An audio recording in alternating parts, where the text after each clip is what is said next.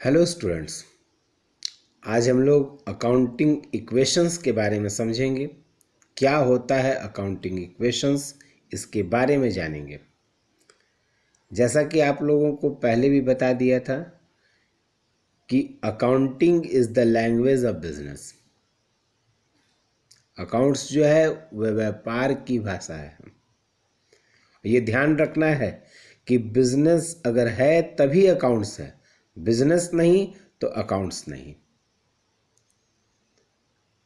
इसमें हमें ये ध्यान रखना है कि बिजनेस के जितने भी मॉनिटरिंग ट्रांजैक्शंस हैं बस उन्हीं को हम रिकॉर्ड करते हैं। मॉनिटरिंग ट्रांजैक्शन का मतलब हो गया वैसे ट्रांजैक्शन जो मनी या मनीज वर्थ में कन्वर्ट किए जा सके। प्रोप्राइटर अगर बीमार हो जाता है, मीन्स मालिक, बिजनेस का, व्यापार का मालिक अगर बीमार पड़ जाता है तो उसे हम मनी में मेजरमेंट नहीं कर सकते हैं।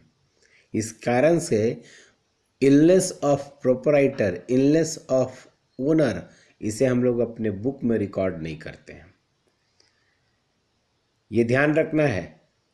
हमारा अकाउंटिंग सिस्टम जो है वो डबल एंट्री सिस्टम पर बेस्ड है। डबल एंट्री सिस्टम जो है वो दो पार्ट को रिफ्लेक्ट करता है। टू पार्ट्स इसके होते हैं, पहला डेबिट साइड और दूसरा credit side. Debit side and credit side ये हमारा दो पार्ट है डबल अकाउंटिंग सिस्टम का। इसका मतलब है कि debit side must be equals to credit side. Debit side जो है वो क्रेडिट साइड के बराबर होना चाहिए या क्रेडिट साइड डेबिट साइड के बराबर होना चाहिए। इसी से अकाउंटिंग इक्वेशन का जन्म होता है।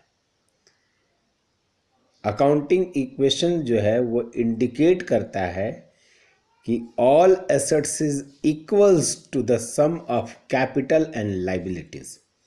अकाउंटिंग इक्वेशन ये हमको प्रूफ करता है, ये हमको इंडिकेट करता है कि जितने भी एसेट्स हैं वो बराबर होगा कैपिटल एंड लाइबिलिटीज के। तो according to accounting equation both side debit and credit are always equal. Accounting equation के कारण दोनों ही साइड, डेबिट साइड और क्रेडिट साइड, ये दोनों ही साइड ऑलवेज जो है वो इक्वल होते हैं। जेयर बॉटली बॉय ने कहा था कि every business transaction has a two fold effect and that is affected two accounts in opposite direction, and if a complete record is to be made of each such transaction, it would be necessary to debit one account and credit another account। तो JR. बाटली boy ने हमें बताया, उन्होंने कहा था कि business में अगर हम किसी भी ट्रांजैक्शन की बात करें तो वो दो जगह पर इफेक्ट डालता है। अगर एक जगह एक ट्रांजैक्शन को डेबिट किया गया है तो दूसरे जगह उसे क्रेडिट, अनदर ट्रांजैक्शंस जो है वो क्रेडिट किए जाते हैं। तो ये अकाउंटिंग इक्वेशंस के बारे में कुछ बेसिक टर्म है, ये ध्यान रखेंगे। Accounting equation is also known as balance sheet equation. Accounting equation जो है वो बैलेंस शीट इक्वेशन के नाम से भी जाना जाता है। आइए जरा हम लोग अकाउंटिंग इक्वेशंस में कुछ इक्वेशंस के बारे में डिस्कशन करें। ये इक्वेशन किसी हालत में आप सभी को याद रखिएगा। यह अकाउंटिंग इक्वेशन बहुत ही इम्पॉर्टेंट इक्वेशन है। इससे एग्जाम में क्वेश्चन सॉल्व करने के लिए आता ही आता है। तो आइए जरा अकाउंटिंग इक्वेशंस के कुछ कंडीशंस को देखते हैं।